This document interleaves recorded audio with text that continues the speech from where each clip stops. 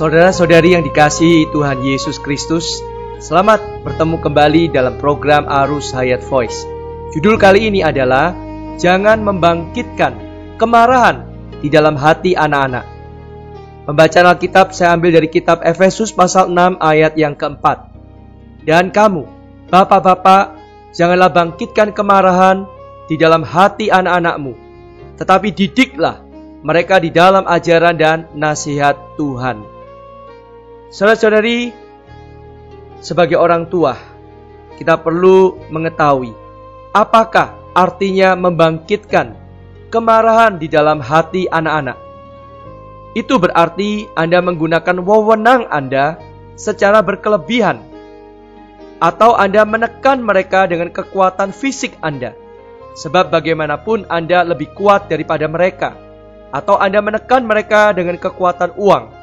Anda berkata kepada anak-anak, kalau kamu tidak menurut, tidak kuberi uang. Kalau kamu tidak menurut, tidak kuberi makan dan pakaian. Saudara-saudari, hidup mereka bersandar kepada Anda. Anda menganiaya mereka dengan uang.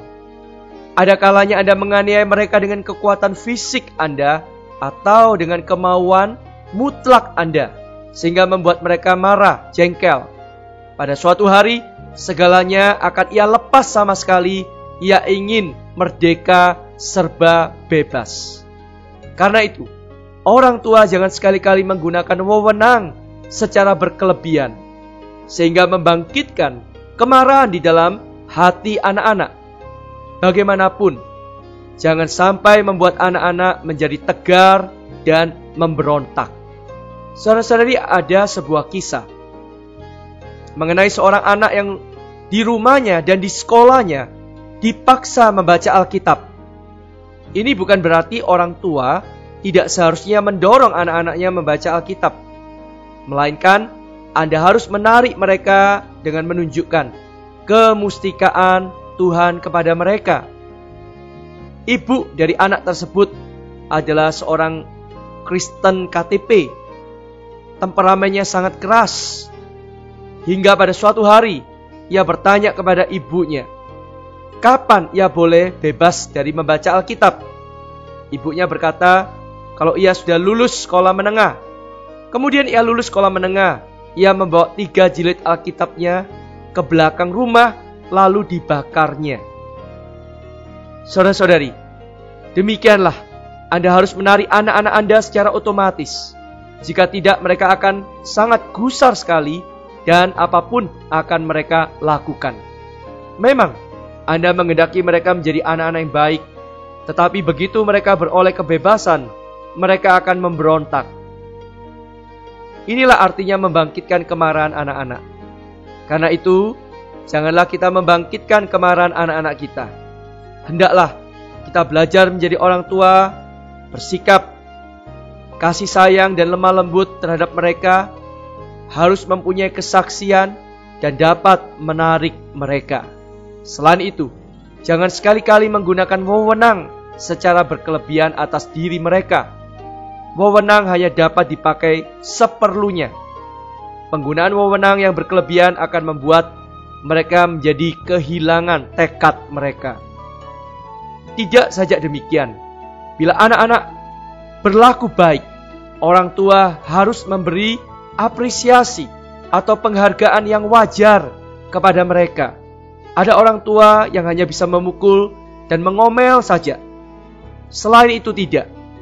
Kalau begitu, mudah sekali membangkitkan kemarahan anak-anak. Anda harus ingat, ada di antara anak-anak yang sesungguhnya berminat untuk berlaku baik. Kalau Anda hanya memukul dan mengomelinya saja, lain tidak, maka akhirnya Anda akan membuatnya tawar hati atau kehilangan tekad. Ia akan merasa berlaku baik pun tidak ada gunanya, sebab orang tua tidak tahu. Karena itu, bila anak-anak Anda berlaku baik, Anda harus mendorong mereka. Anda boleh berkata kepada mereka, hari ini kalian sudah lumayan baik, maka ayah akan memberi kalian hadiah ekstra. Memang, anak-anak perlu pendisiplinan, tetapi mereka juga perlu penghargaan, apresiasi. Kalau tidak, mereka akan kehilangan tekad mereka. Saudara-saudari, karena itu kalian harus ingat, di dalam Alkitab Perjanjian Baru, lebih banyak ayat-ayat yang mengajar orang untuk menjadi orang tua daripada menjadi anak-anak. Kesalahan sebagai orang tua hanya Tuhan yang menunjukkan kepada kita. Kesalahan sebagai anak-anak sudah dikatakan oleh manusia hampir di seluruh dunia, maka kita tidak perlu mengatakannya atau sedikit saja. Alkitab menunjukkan kepada kita, sesungguhnya karena kekurangan perasaan para orang tua mengakibatkan anak-anak menjadi gusar dan kehilangan tekad mereka. Itulah sebabnya masalah orang tua perlu kita perbincangkan secara khusus. Karena profesi sebagai orang tua lebih sulit daripada profesi yang manapun di dunia ini.